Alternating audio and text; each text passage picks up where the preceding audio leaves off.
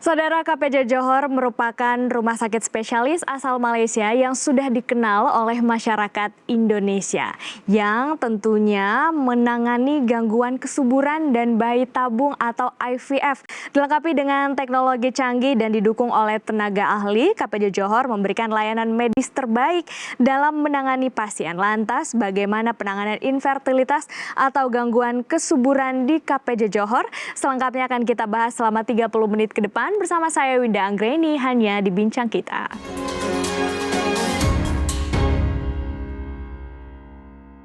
Nah, untuk membahasnya saya sudah kehadiran narasumber yang tentunya sangat berkompeten untuk membahas mengenai hal ini, yaitu Dr. Syarifah Syahira Syed Hasim, selaku dokter spesialis obstetri dan ginekologi OBGYN yang telah hadir. Halo dokter, apa kabar? Baik saja. Selamat datang di Bincang Kita ya dokter ya.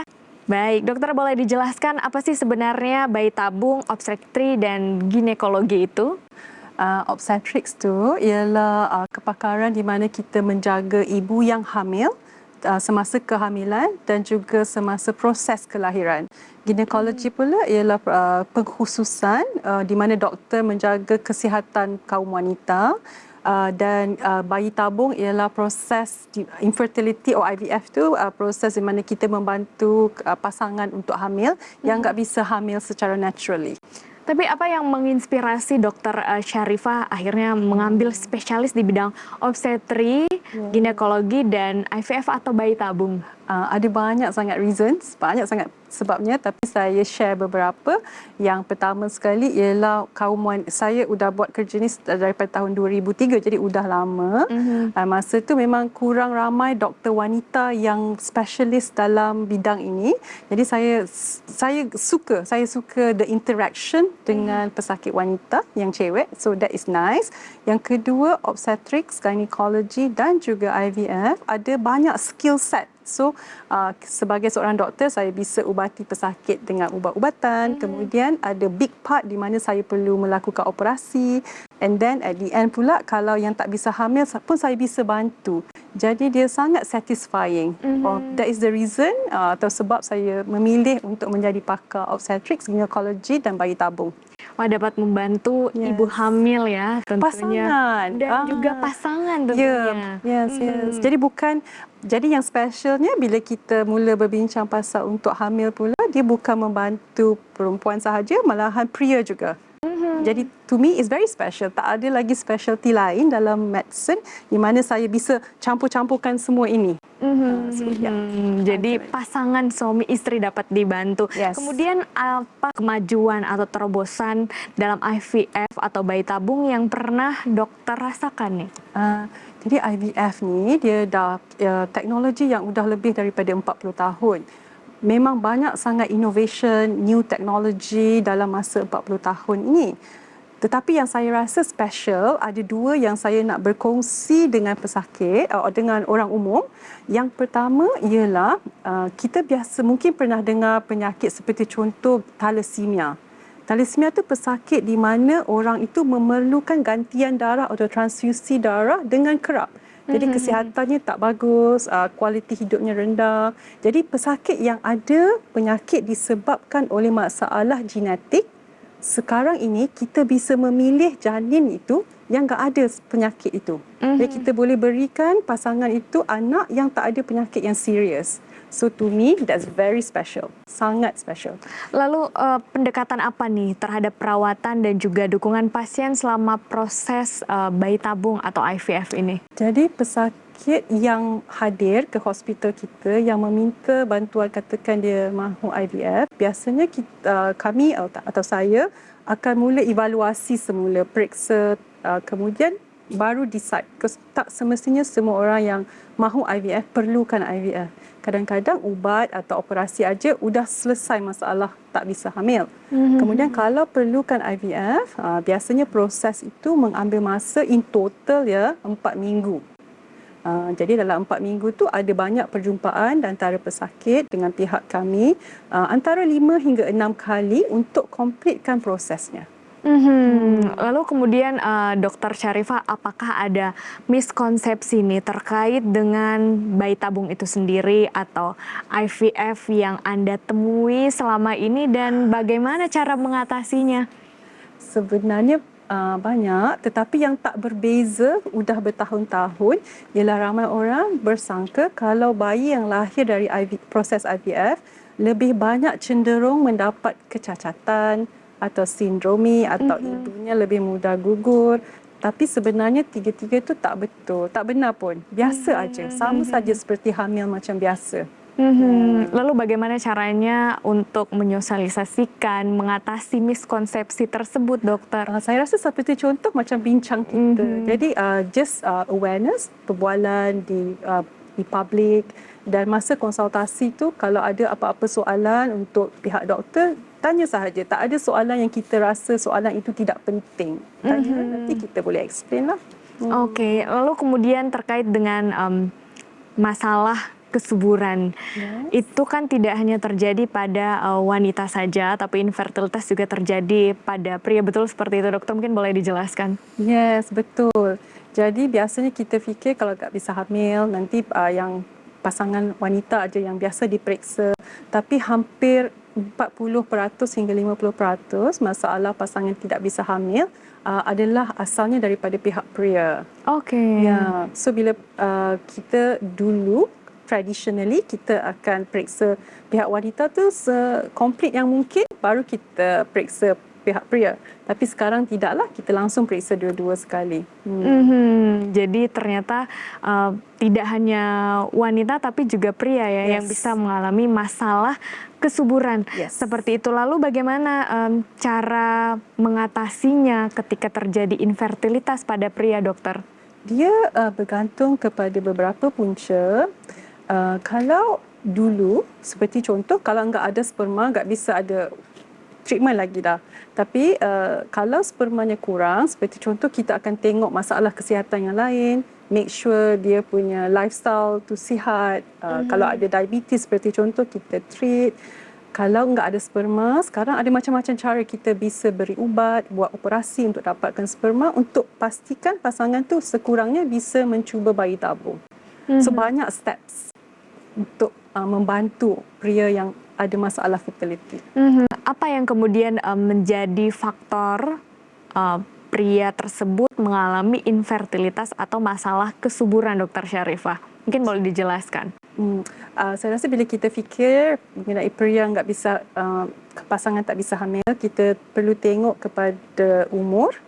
Biasanya mereka yang berumur 40 ke atas, the reason sebabnya ialah kualiti sperma akan berkurangan bila umur kita meningkat. Itu natural.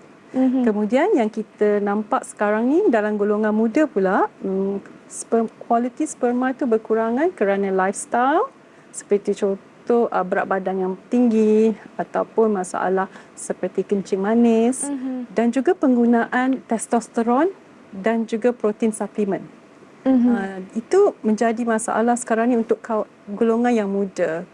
Pasal dia something yang trend ya sekarang, wellness, untuk masa looking, muscle looks and things like that. So itu affect the sperms. So those are the reasons. Jadi gaya hidup, kemudian bagaimana makanan yang dikonsumsi juga ya, dokter ya. Penyakit kesihatan. Dengan olahraga rutin juga memengaruhi kualitas sperma. Olahraga rutin bagus, tapi kalau olahraga rutin tu dicampur dengan chemical yang ada testosteron, dan itu ada menyebabkan masalah. Lalu apakah sejauh ini sudah ada kemajuan atau teknologi yang bisa membantu para pria yang mengalami masalah kesuburan itu, dokter? Ya, sekarang ini kebanyakan pria ada masalah kesuburan, memang kita boleh bantu.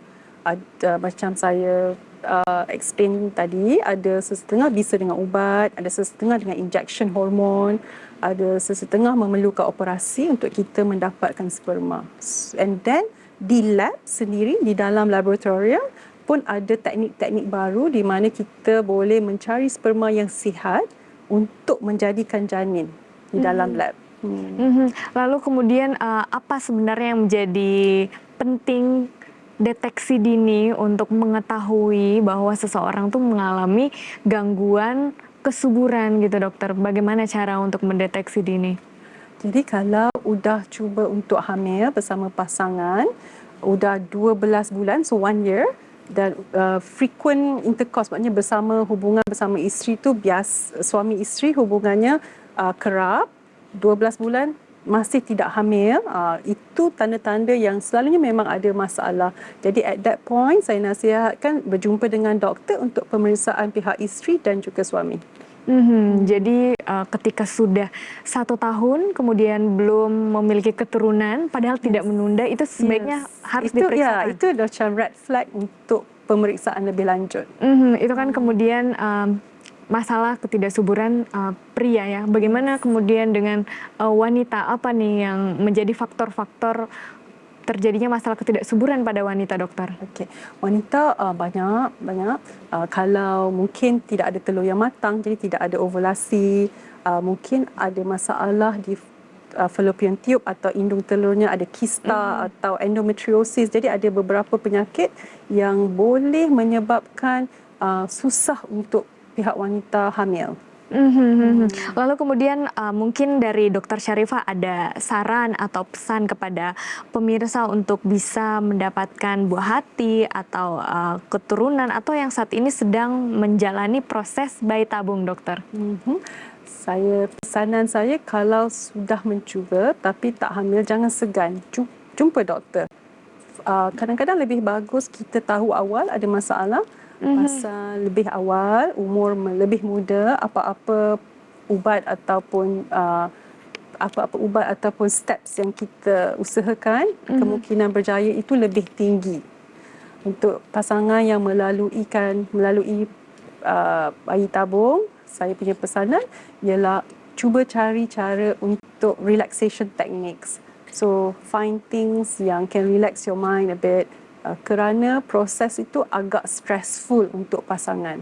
Lalu teknologi dan layanan apa nih yang bisa dinikmati ataupun juga yang ditawarkan di KPJ Johor kepada para pasien? Okay, so IVF lab kami ada alat-alat yang terkini untuk for the IVF services. So seperti contoh, kita bisa melakukan genetic testing untuk embrio. Kita juga bisa melakukan teknik di lab di mana kita boleh meningkatkan kemungkinan janin atau embrio itu melekat untuk ibu. Dan kalau semasa kita evaluasi ada benda lain, ada penyakit lain yang perlu kita bantu sihatkan sebelum bayi tabung, fasiliti itu pun ada di KPJ Johor. Jadi holistik, dia lengkap di tempat. Jadi semuanya sudah lengkap ketika ada pasien yang ingin datang ke KPJ Johor untuk melakukan proses bayi tabung ya? Yes, betul. Semuanya bawah satu bumbung lah, semuanya bisa kita lihat dan kita uruskan di sana. Jadi semuanya bisa teratasi, dokter-dokternya juga semuanya sudah siap untuk membantu ya. Dan lab kami pun semua komplit. Jadi Jadi kemudian bisa membantu para pemirsa yang ingin kemudian melakukan proses bayi tabung atau IVF di KPJ Johor, bisa menjadi rumah sakit rujukan Anda pemirsa nantinya. Dan tentunya kami ucapkan terima kasih kepada Dokter Syarifah Syahira Syadhasim yang sudah hadir di bincang kita pada hari ini. Semoga perbincangan mengenai masalah gangguan kesuburan ataupun juga infertilitas dan bayi tabung dapat bermanfaat untuk Anda. Usai jeda berikut ini kami masih akan kembali, saudara, tentunya dengan perbincangan yang tidak kalah menariknya, yaitu mengenai stimulasi otak dalam atau deep brain stimulation. Tapi setelah jeda berikut ini tetaplah bersama kami di bincang kita.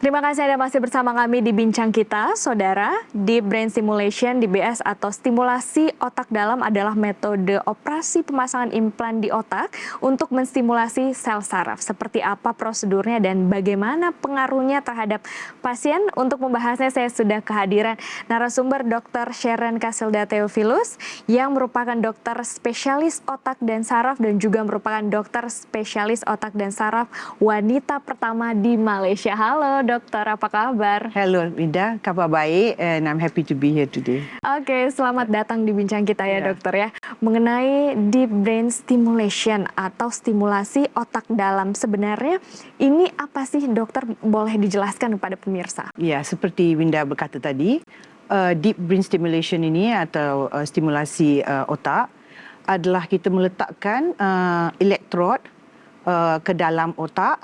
Biasanya doktor macam saya, kita akan buat lubang yang kecil, lebih kurang kita cakap 20 sen lah, tapi sini mungkin RM100 coin. Okay. And then bila kita buatkan lubang itu, kita akan masukkan satu elektrod ke dalam.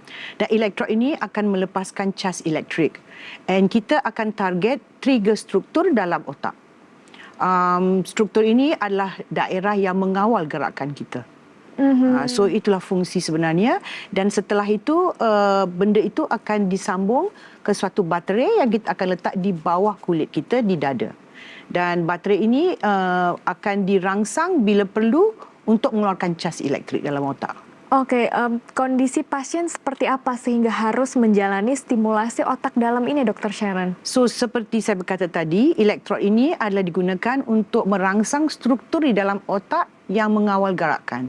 So biasanya keadaan yang kita menggunakan DBS ini adalah biasanya pada pesakit yang ada gangguan gerakan seperti tremor, keras kaku atau susah untuk bergerak.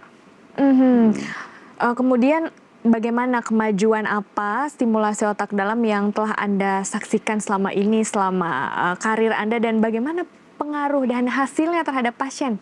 Okay, so DBS dia mulanya dalam tahun 1987, tapi mulai dalam 1997 adalah di start dengan kes pertama, iaitu biasanya untuk tremor.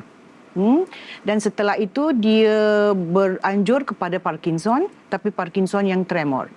Setelah itu 2002 baru advance Parkinson, and then 2009 dia banyak buat untuk dystonia, dan 2010 untuk epilepsi, dan termasuk OCD. Is obsessive compulsive disease. Tapi Parkinson dengan dystonia yang lebih banyak dipergunakan. Yang OCD dengan epilepsi sekarang akan start lebih maju lagi dalam kes-kes begitu. Jadi kemajuan-kemajuan seperti itu yang kemudian bisa digunakan yes. untuk menolong Tapi pasien. macam kita cakap FDA approve ialah untuk Parkinson dengan dystonia. Okay. So Parkinson lebih pada orang dewasa, dystonia ada juga pada orang dewasa, tapi lebih pada budak kecil, anak-anak kecil. Oke. Lalu kemudian bagaimana menilai pasien stimulasi otak dalam ini, dan kriteria apa yang harus dipenuhi agar seseorang dapat menjadi kandidat untuk prosedur melakukan DBS ini, dokter? So sebenarnya sebenarnya memilih pesakit untuk DBS ini memerlukan satu tim. So biasanya saya akan bekerja rapat dengan Dr. Ali Saraf. So dekat Hospital KPJ Johor, kita ada Dr. Ali Saraf kanak-kanak dan Dr. Ali Saraf dewasa. Kedua Dr. Ali Saraf ini memang subspesialiti dia memang gangguan pergerakan, movement disorder specialist. So biasanya mereka akan melihat pesakit dekat klinik mereka yang mempunyai masalah gangguan pergerakan, dan mereka akan buat beberapa penilaian. Seperti pada budak anak kecil, biasanya mereka akan buat genetic testing dan MRI. Kalau yang dewasa, kita akan buat MRI, tapi selain daripada itu memang perlukan gejala klinikal dia dan pemeriksaan neurologi. Biasanya butuh berapa lama nih waktunya untuk memastikan seseorang bisa menjalani DBS ini? Sebenarnya dia macam ini, sebab pesakit itu akan datang jumpa doktor dan kita akan mula dengan obat. So biasanya kalau dia makan obat dan obat itu beberapa tahun, kalau obat itu okey, kita sambung dengan obat. Biasanya dia 5 sampai 7 tahun. Okay. Setelah 5 sampai 7 tahun, kadang-kadang kita perlu tambah obat lagi. Bila start kita tambah obat, kadang-kadang pesakit akan dapat efek samping. Ini yang kita perlu fikirkan, apakah pesakit ini kandidat untuk melakukan DBS. Sama pada kanak-kanak. Biasanya kanak-kanak start atas umur 7 tahun. kita perlu nampakkan bahawa dia sebab dystonia pada anak-anak ni dia nampak memang teruk sebab dia bila sudah dia boleh menyebabkan sakit juga. Sebab you bayangkan badan dia bergerak dalam keadaan yang tidak menyenangkan dan kadang-kadang boleh beberapa jam dia boleh jatuh, dia boleh sakit. So ini yang menyebabkan dia sakit. So dia bukan hanya sangat sakit untuk pesakit tapi juga untuk keluarga dia, macam ibu bapa dia menjaga dia. Ini yang membuatkan penyakit gerakan ni efek dia sangat teruk pada family. Sebab dia bukan hanya pada pesakit tapi juga pada family yang menjaga dia. Sama dengan kalau kita jumpa seorang pesakit Parkinson, you akan merasa benda yang sama. Sebab family yang menjaga dia pun merasa susah. Jadi mengganggu aksesibilitas seseorang, bagaimana dia menjalani kehidupan sehari-hari untuk bergerak khususnya ya dokter ya. Lalu kemudian apa yang menjadi tantangan bagi Dr. Sharon untuk menghadapi pasien-pasien yang harus menjalani stimulasi otak dalam atau DBS ini? So biasanya pesakit ini dia sudah di-screening oleh Dr. Ali Saraf dan dia akan dirujuk pada saya. So biasanya bila rujuk saya memang dia perlukan pembedahan ni. Berarti dia sudah perlukan. Masalah yang paling utama adalah kos. Sebab elektrod yang kita pakai untuk masukkan ke dalam otak ni harga dia sangat mahal. Sebab itu untuk saya rasa kadang-kadang sedih sebab banyak pesakit yang memerlukan ni tapi biasanya hanya pesakit dalam golongan tertentu yang dapat menerima fasiliti ini. Padahal banyak orang menderita penyakit ini, makan obat bertahun-tahun sehingga obat itu pun tidak jalan lagi, sehingga mengganggu keadaan dia sendiri, tidak boleh ada quality of life, hingga susah. Jadi tantangannya banyak pada kos. Tapi kalau masalah pembedahan dengan dia sekira pembedahan yang tidak begitu kalau kita cerita pembedahan otak memang orang semua takut. Oh my god, pembedahan otak kan.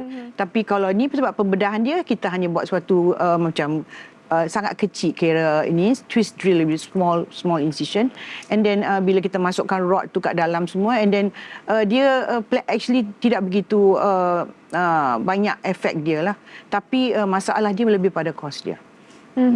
Jadi awalnya solusinya diberikan obat dulu, kemudian ditawarin untuk DBS. Melakukan DBS, tapi hal yang dipertimbangkan oleh para pasien adalah dari kos atau harganya itu sendiri ya. Lalu Dr. Sharon mungkin boleh dijelaskan atau diceritakan kisah-kisah sukses para pasien di KPJ Johor yang sudah berhasil melakukan stimulasi otak dalam atau DBS ini. Okey. So biasanya pengalaman kita bila kita membuat pembedahan ini, pesakit memang waktu dia buat pembedahan ini dia akan masukkan elektrod ke dalam otak.